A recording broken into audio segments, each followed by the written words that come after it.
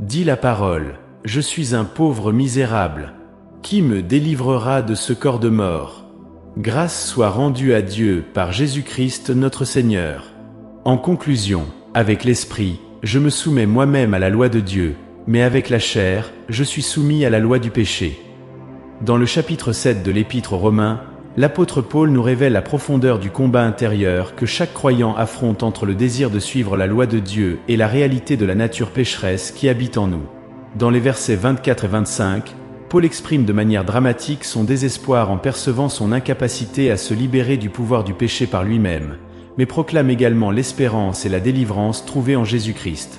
Paul commence par une déclaration forte « Je suis un pauvre misérable ».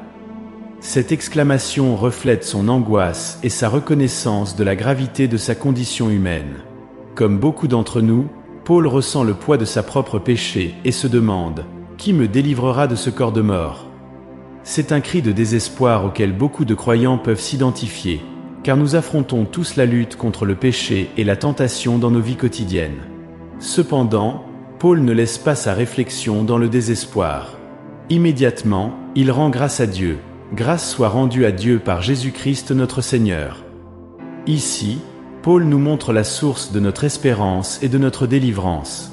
Nous ne sommes pas capables de vaincre le péché par nos propres forces, mais à travers Jésus-Christ, nous avons été libérés.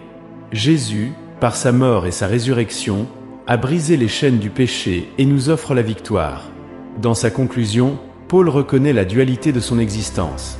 Avec l'esprit, je me soumets moi-même à la loi de Dieu, mais avec la chair, je suis soumis à la loi du péché. Cette déclaration résume le combat continu que les croyants affrontent. Bien que notre esprit désire obéir à Dieu, notre nature humaine reste vulnérable au péché.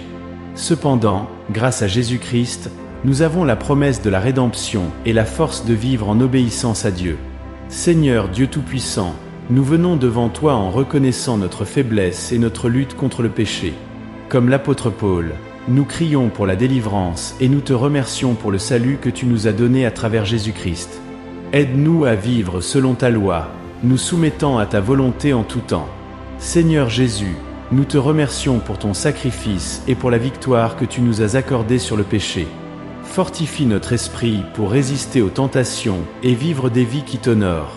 Que la puissance de ta résurrection nous pousse à être fidèles dans notre marche chrétienne, sachant que, bien que notre nature humaine soit faible, en toi nous trouvons la force et la rédemption. Saint-Esprit, guide nos pensées et nos actions. Remplis-nous de ta présence et rends-nous capables de vivre en sainteté.